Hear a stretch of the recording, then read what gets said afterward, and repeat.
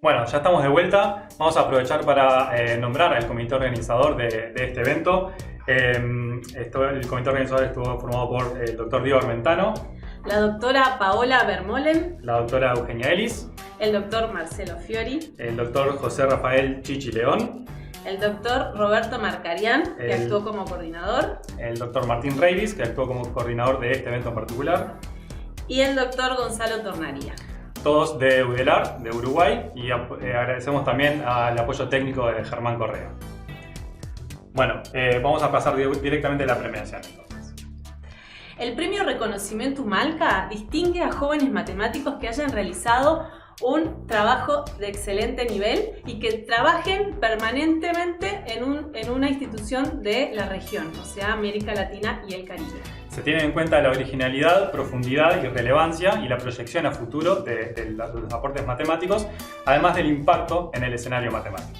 Se busca un equilibrio temático, geográfico y de género. El premio se otorga en esta ocasión del Congreso Latinoamericano de Matemáticos a matemáticos jóvenes de menos de 40 años que, como decía Eugenia, que hayan desarrollado su carrera y que tengan dirección, digamos, en una institución de América Latina y del Caribe. El comité científico de los premios Humalca es el mismo que el comité científico del Congreso y está integrado por 15 investigadores y está presidido por el doctor Andrés Navas. El listado de los investigadores que están en el comité los están viendo acá y lo vamos a leer ahora a continuación. Estaba presidido, como decía Eugenia, por el doctor Andrés Navas, que fue el presidente del comité. La doctora María Julia Redondo, de la Universidad Nacional del Sur, Argentina. La doctora Liliana Forzani, de Argentina también. La doctora Carolina Araujo, del INPA, Brasil. Doctor Felipe Linares, también del INPA, Brasil. Nicolás Libedinsky, de la Universidad de Chile. El doctor Alexander Berenstein, de la Universidad de los Andes, en Colombia. La doctora Angélica Osorno, de Reed College, Estados Unidos. La doctora María Emilia Caballero, de la UNAM, en México. El doctor Alejandro Femat, de México. El doctor Ricardo Freiman, de acá de UDELAR, Uruguay. El doctor Enrique Pujals, la Estados Unidos. La doctora Olga Gil Medrano, de España. La doctora Eva Miranda, también de España. Y el doctor Wilfredo Urbina Romero, de Roosevelt, Estados Unidos. Se presentaron en total 28 postulaciones de 6 países distintos, de México, Colombia, Brasil, Argentina, Chile y Uruguay, y el comité científico decidió otorgar la cantidad máxima de premios, como decíamos, que son 4. Sí, como ya adelantamos, estos 4 premios está destinado a investigadores e investigadoras y son de 4 países diferentes. So, the Humalca Prize is awarded to young mathematicians under 40 who have excelled in their mathematical contributions, and their permanent address is an institution of the region of Latin America and the Caribbean. The scientific committee received 28 postulations coming from 6 different countries: Brazil, Mexico, Colombia, Argentina, Chile, and Uruguay. Without further ado, let's go with the names of the awardees. Sin más preámbulos, vamos a las premiaciones. Entonces, vamos al primer sobre.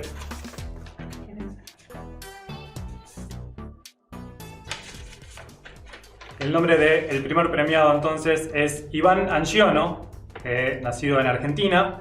Iván recibió el doctorado en la Universidad Nacional de Córdoba, en Argentina, en 2011. Y actualmente trabaja en la Universidad Nacional de Córdoba, en la Facultad de Matemáticas, Astronomía y Físicas, en Argentina, como profesor asociado, además de ser un investigador asociado al CONICET. Vamos a ver unas palabras del doctor Nicolás Libedinsky, que va a hablar sobre la relevancia del trabajo de Iván. Vamos a ver el video.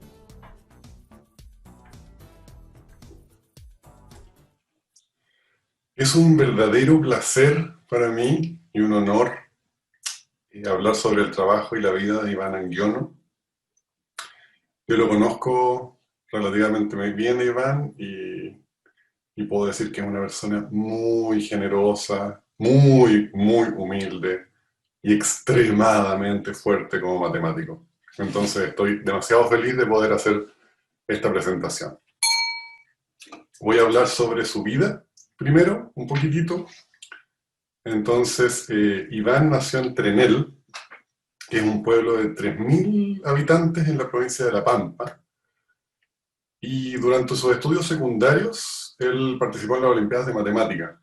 Ganó esencialmente todo lo que se puede ganar, incluso llegó a sacar medalla de plata en la Olimpiada Mundial, cosa que es extremadamente difícil para los sudamericanos por el nivel de entrenamiento que tienen los demás. Y después de eso se fue a La Plata. Todos hubieran pensado, después de ser un extraordinario escolar matemático, que iba a estudiar matemática, pero no, se fue a estudiar biotecnología. Dice el mito que estudiando biotecnología se dio cuenta de que tenía en su ADN, tenía ADN de matemático, entonces se cambió a licenciatura en matemática y después se fue a hacer el doctorado en Córdoba, en matemática. La razón para irse a Córdoba, las razones son múltiples, hay una razón oficial, que es que está Nicolás Andriuskevich y su equipo extraordinario de clasificación de las álgebras de Hopf, que es probablemente el grupo de matemáticos latinoamericanos más fuerte concentrado en un solo problema, y estaban ahí, pero la razón inoficial es su novia Antonella, que era novia desde la secundaria, que estaba ahí en Córdoba cursando sus estudios de Derecho. En ese momento, después del doctorado, empieza la vertiginosa carrera de Iván, donde tiene estadías en MIT, en el Max Planck Institute como becario von Humboldt, y en el Institut de Mathématiques de Jussieu, con la beca UC, entre otros. Y un poco para contextualizar el trabajo de Iván, quiero hacer un brevísimo resumen de la abstracción en las matemáticas. Entonces, tengo que moverme a mí mismo, lo siento. Entonces, todos los que han tenido hijos chiquititos saben lo difícil que es entender el concepto de número. Cuando uno pone 3 manzanas en una mesa, un niño chiquitito o una niña chiquitita ve manzanas, no ve el número 3. Nosotros, después de mucha práctica y mucho entrenamiento y mucha abstracción mental, logramos ver, cuando yo les hago así, ustedes ven el número 3, lo sienten. Bueno, eso también en la historia de la humanidad también fue así. Comenzó con los números, después siguió con las formas o la geometría, que también es una cosa sumamente difícil de entender. Es una abstracción, o sea, los triángulos que uno ve en la vida real son de 3 dimensiones y no son nada de perfectos, y nosotros los abstraemos a una figura perfecta. Eso también es un paso enorme de abstracción.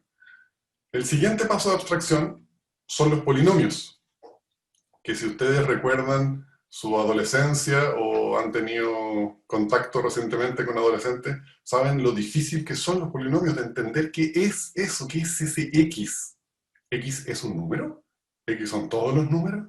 ¿Cómo se multiplican polinomios? Como que los tratamos como que fueran objetos por sí mismos. Es un gran paso de abstracción. Y después otro paso gigantesco es el de extraerle el alma a las figuras geométricas. Eso se llaman los grupos. Es considerar las simetrías de un objeto por sí mismo. Y uno puede agarrar grupos y multiplicarlos y trabajarlos como objetos, igual como trabajaba los polinomios. Enorme paso.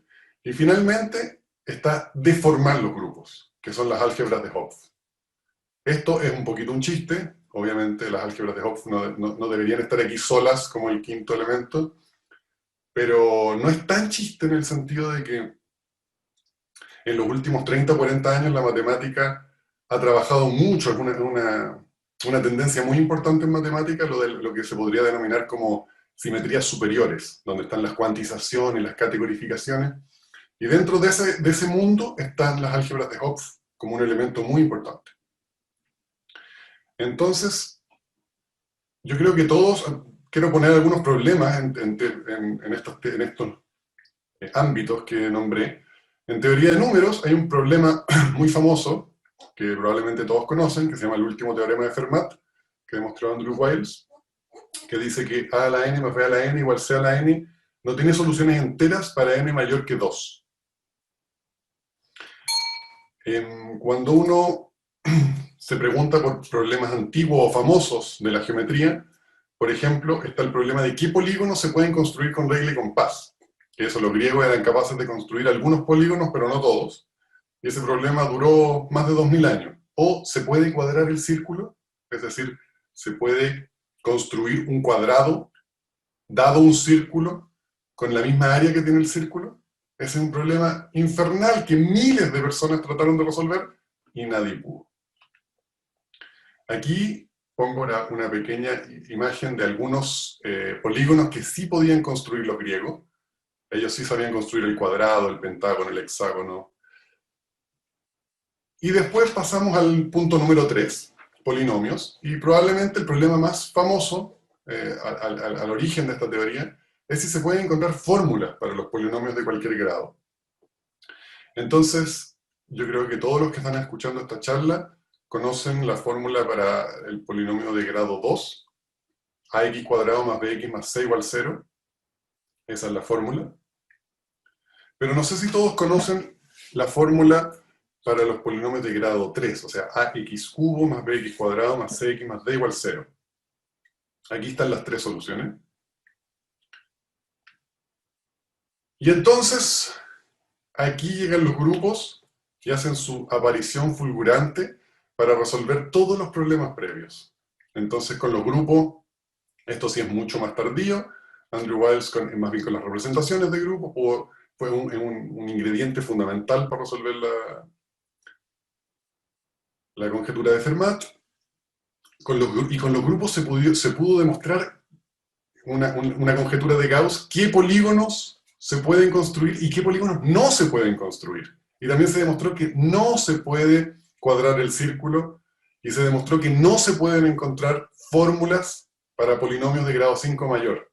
Fórmulas en el sentido que describí antes, como por radicales que se llaman, como raíz cuadrada, raíz cúbica. O sea, no, con los grupos se lograron hacer cosas increíbles, porque para construir un polígono, bueno, uno lo construye y demuestra que es lo que tiene que ser. Pero ¿cómo demostrar que no se pueden construir ciertas cosas con regla y compás? ¿Cómo demostrar que no se puede? ¿Cómo demostrar que no hay una fórmula? Bueno, eso es lo que hicieron los grupos. Sin embargo, después de esta aparición y de resolver una enorme cantidad de cosas, el concepto de grupo se transformó en algo mucho más importante que las preguntas que lo trajeron al mundo. Me voy a correr. Y entonces, cuando uno se pregunta, ahora ya uno está interesado en entender cómo son los grupos. Entonces hay dos tipos de preguntas que uno se puede hacer. Es, ¿cómo son los grupos por dentro? Y ¿cómo son los grupos hacia afuera? ¿Cómo se ven desde fuera? Por dentro es el estudio de su estructura y por fuera es lo que se llaman las representaciones. Entonces vamos a concentrarnos en lo de la estructura, mirarlos por dentro. Entonces existe un concepto que se llama el grupo simple, que podemos pensarlo como los órganos del cuerpo. Entonces un grupo cualquiera está formado por órganos que son grupos simples, la definición es que no tiene subgrupos normales. Y la pregunta natural que se hicieron los matemáticos, yo me voy moviendo aquí alrededor, la pregunta natural es, ¿cuáles son los grupos finitos simples? O sea, los grupos que tienen una cantidad finita de elementos y que son simples. ¿Cuáles son? Y eso fue una pregunta gigantesca, que entre el año 55 y 2004, más de 100 matemáticos lograron encontrar la lista completa en decenas de miles de páginas. Y digo 100 matemáticos, en verdad muchos más trabajaron en esto, pero 100 matemáticos fueron los que aportaron realmente en la demostración de este teorema. Pero el teorema lo que dice es que la lista completa de grupos finitos simples es esta. Primero, los grupos cíclicos de orden primo. Los grupos cíclicos son los grupos más fáciles que existen. No hay grupo más fácil que un grupo cíclico. Y son una familia de grupos. Después están los grupos alternantes de grado al menos 5. Esta familia es más difícil de entender, pero es fácil de definir, los grupos alternantes. Después están los grupos simples de tipo Lie, que también son familias de grupos, y son familias de grupos que están relacionadas con muchas cosas en matemáticas. Y Y después hay 27 grupos, que se llaman los grupos esporádicos, que son, que no están en familias, que son esporádicos.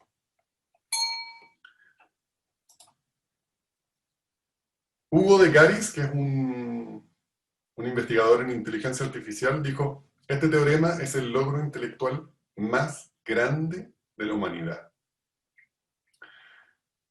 Yo no sé si estoy de acuerdo con esa frase, pero me parece que lo que es claro es que este teorema entra en la competencia de los logros intelectuales más grandes de la humanidad. Ahora, ¿qué hizo a la gente creer que una clasificación así era posible? Es el teorema de Fyfe-Thomson. Y acuérdense de este teorema porque lo voy a mencionar después. Este teorema dice: todo grupo finito con una cantidad impar de elementos es resoluble. Es decir, un grupo resoluble es un grupo que se construye pegando grupos cíclicos.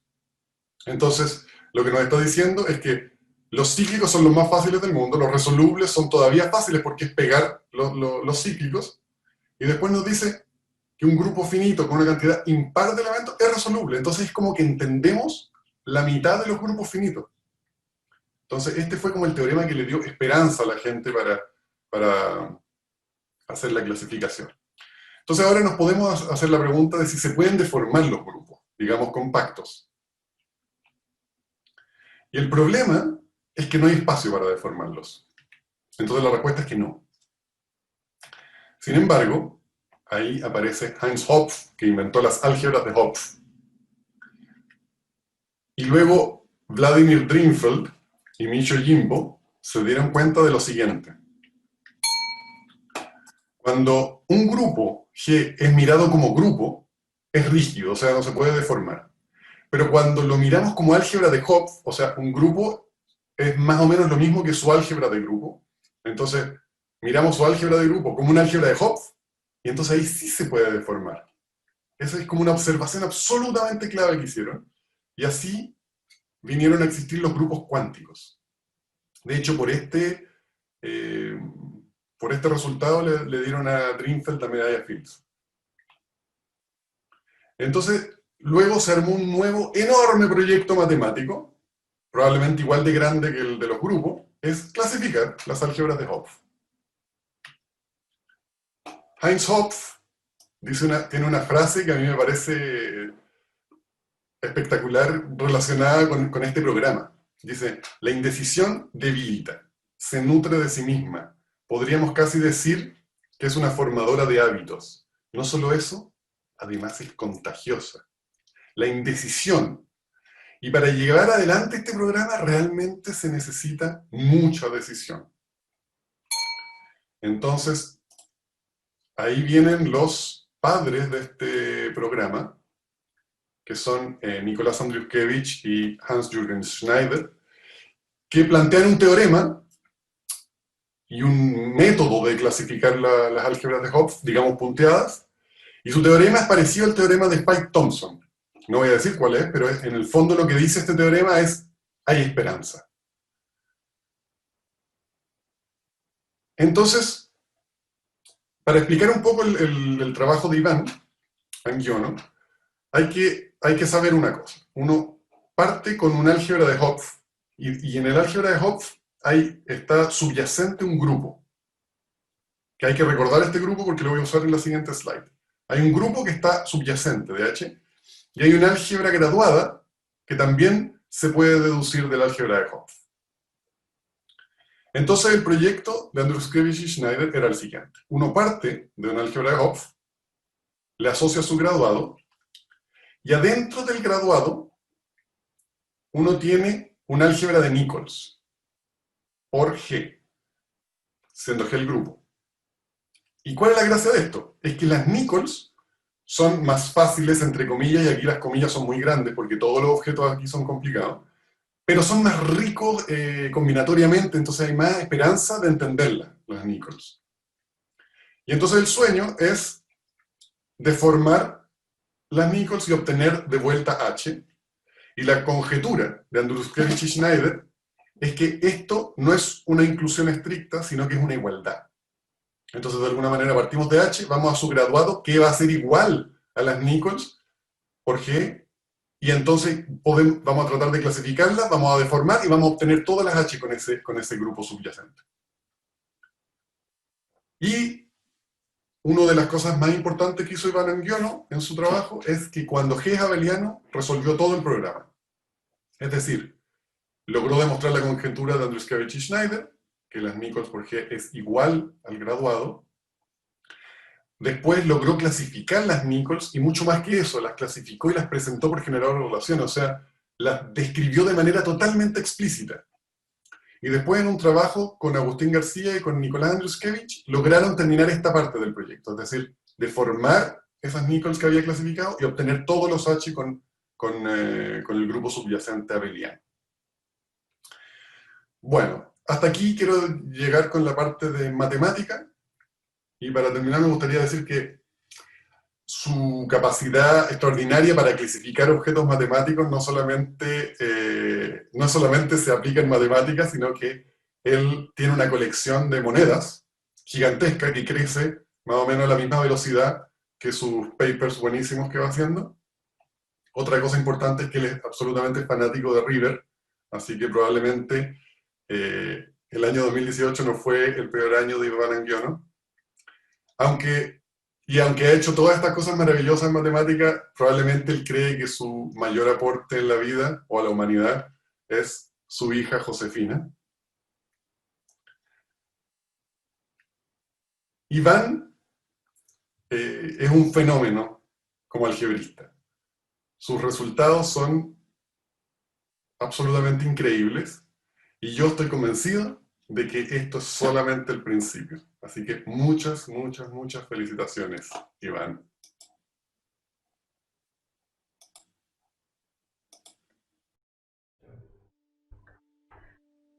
Bueno, muchísimas gracias a Nicolás por esas palabras. Hay muchas felicitaciones en el chat de YouTube, ¿no? Sí, bueno, tenemos a Leandro Vendramín, que manda felicitaciones, Pablo Groisman, Eddie Pariwan, María Chara, de Argentina también, Damián Alejandro Knopov, manda muchas felicitaciones. Y ahora nos vamos a conectar con Iván. Pero... Sí, quizás aprovechamos para agradecer a PDCIVA, el Programa de Desarrollo de las Ciencias Básicas de Uruguay, que hizo posible este evento también, y en particular la subdirectora Estela Castillo manda sus felicitaciones a los premiados también por el chat de YouTube. Ahora sí nos conectamos con Iván. Y Pablo Groisman también. Creo que lo nombraste. Mandó, ok. A ver si nos podemos conectar con Iván ahora. Hola Iván, ¿nos escuchás? Hola, sí, acá los escucho. ¡Felicitaciones! Muchísimas gracias por todo. Bueno, vamos a hablar en español, o sea, siguiendo aquí. Es una emoción muy grande para mí el haber recibido este premio. La verdad que cuando Guillermo Cortiñas me envió el mail, fue una muy, muy grata sorpresa. Quisiera entonces, en principio, agradecerle a Humalca y al jurado de este premio por haberme concedido. Como digo, que no me lo esperaba, y creo que, como todo premio, puede ser un gran impulso para todo lo que sigue. A la motivación que uno tiene de por sí, por su instinto personal de investigación, sin duda un premio así es como que te da más alegría y más impulso. En segundo lugar, bueno, agradecer a Nicolás Libedinsky por esta excelente presentación. La verdad que fue una muy linda sorpresa, pero no esperaba menos de una gran persona, un gran colega. Tengo mucho aprecio y bueno, muchas gracias por la presentación que dio. Sin duda empiezo a agradecer más desde el lado matemático, pero mezclado con lo personal, a Nicolás Andruszkiewicz. Él sabe todo lo que significa para mi carrera. Como lo dije en muchas ocasiones, tanto públicas como privadas, él siempre ha sido como un padre en lo que es mi labor científica. Siempre ha sido muy cercano también desde lo personal.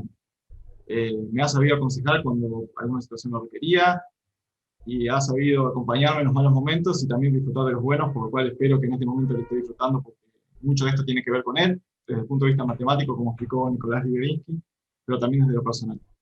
Él me ha enseñado no solo en lo que tiene que ver con los papers en sí, sino en todo lo que tiene que ver con el ámbito académico. Obvio que va una parte de agradecimiento para mi familia. Ellos siempre estuvieron ahí, son mi soporte, todo. Mis padres han sido siempre incondicionales conmigo, de por sí, para los que saben lo que ha sido la historia de Argentina, yo me fui a anotar a la Universidad de La Plata en diciembre de 2001, desde el interior, como dijo Nicolás, desde un pueblo pequeño en La Pampa, y todo el esfuerzo que ellos hicieron, yo lo sé, y sé todos los valores que me inculcaron, lo que me enseñaron acerca del esfuerzo personal, y cómo siempre buscaron que yo fuera feliz y que persiguiera mis sueños y mis inquietudes. A mi compañera de 20 años, casi Antonella, que siempre ha estado conmigo y que compartimos lo más hermoso de nuestra vida, que es nuestra querida hija Josefina. Ella, también le tengo que agradecer todo a mi hija porque los días son distintos desde que está ella. Es una alegría inmensa desde que la mañana me llama papi hasta que nos acostamos a dormir y quiere que leamos un cuento. Cambió toda mi vida, cambió, como dijo Nicolás, con chico, y eso, bueno, la verdad que para felicidad. Es increíble y bueno, soy feliz con ellas dos acá en casa. Y después tengo que recorrer todo lo que ha sido mi carrera desde el comienzo en La Pampa, porque cada una de las partes aportó a todo lo que tengo, desde mi escuela primaria, mi escuela secundaria, en mi pueblo, y con todos los amigos que quedaron allá entre él, y que siempre es un gusto. Ahora, por las circunstancias de salud, uno no puede viajar hacia allá, pero la verdad que siempre quiero volver y disfrutar y encontrarme con gente tan cálida como todos los amigos que han quedado allá. En el medio de esta etapa se cruza, como dijo Nicolás, toda la parte de las Olimpiadas Matemáticas, por lo cual estoy profundamente agradecido siempre a las Olimpiadas Matemáticas Argentinas. En particular, dos personas, Flora Gutiérrez y Patricia Faulin, que siempre me apoyaron, apoyando a un pequeño chico que estaba ya en el interior de Argentina para que pudiera desarrollar su carrera olímpica, que para mí ha sido un pilar súper importante en todo el periodo. Luego viene la Universidad de La Plata, con todos los profesores que conocí allá. La verdad es que aprendí muchísimo, no dudo de que fue muy importante en mi carrera. Además de que eso, con las dos carreras que hice, me dio una cantidad de amigos de verdad, que por estar lejos uno no los ve seguido, pero sabe que siempre están cerca. Noelia, Guadalupe, Adriana, Gonzalo, Luciano, Mechi, Juan, Pedro, todos los amigos que quedan por allá. Es una larga lista y me hace muy feliz verlo, aunque sea cada tanto. Y luego los dos lugares que me dieron trabajo aquí en la Universidad de Córdoba y el CIEM, que es el Instituto de Concepción que encontré aquí en Córdoba. Siempre me he sentido muy cómodo y sin duda todas las personas que encontré acá me ayudaron a crecer no solo como matemático, sino también como persona. Y eso es lo que me ha dado la posibilidad de tener, llegar a ser lo que soy hoy. Y además de eso me ha dado grandes amigos, un grupo de colegas del ámbito más de la FDCOF, que sin duda fue otro pilar muy importante para desarrollar, y con los cuales he tenido amigos. Quisiera destacar obviamente a Agustín, porque fue con una de las personas con las que más he trabajado, y que es mi compañero en oficina, viajes, trabajos, siempre al lado mío, y otros amigos que han quedado por el mundo, digo, para mí en particular, siempre cercanos. Ya me ha escrito Julia, de Estados Unidos, y bueno, es una alegría tener excelentes amigos como he tenido acá. Finalmente, todos los que han sido mis colegas de trabajo, he aprendido muchísimo de ellos. He tenido la suerte de tener grandes colaboradores que me han enseñado muchísimo, y en particular quiero destacar a dos personas que me recibieron, entre todas las que me recibieron en distintos lugares que he estado y que he aprendido muchísimo, que fueron Pavel Ettinghoff y Jordi Williamson, que no solo son grandes matemáticos, sino que han sido personas muy generosas conmigo, justamente desde eso, desde el lado de personas. Todo ha aportado y todo ha sido fundamental para llegar a esto. Creo que eso es todo lo que tengo que decir. Muchas gracias a todos. Muchísimas gracias, Iván. Felicitaciones por este merecido premio, esperemos que lo disfrutes. Estás teniendo un montón de felicitaciones por el chat de YouTube, así que bueno, dale una miradita. ¿Sí? Pablo Román, Daniel Esmaña, Lilia Lanis, Jonathan Barmack, Eleonora Anciono, Cristian Bay. Bueno, ahí tenés toda la lista de cariño que te está llegando. Muchas gracias. La verdad que sí, se empezaron a leer los mensajes. La verdad que es una emoción muy grande y bueno, es como que ha sido una gran alegría desde el momento que me dijeron, aguantando de no decirlo, pero estoy muy feliz y ya, bueno, llegando ahora el momento en el cual todos saben, a poder disfrutarlo con más gente. Claro. Una lástima que no se pueda recibirlo acá personalmente, pero bueno, no faltará oportunidad. Esperemos que el año que viene podamos ir. La verdad que siempre es un gusto poder visitar Uruguay. Muy cercano, muy amigo, así que muy contento. Si puedo ir el año que viene. Muchas gracias, felicitaciones nuevamente, y ya vamos a pasar directamente al segundo premiado.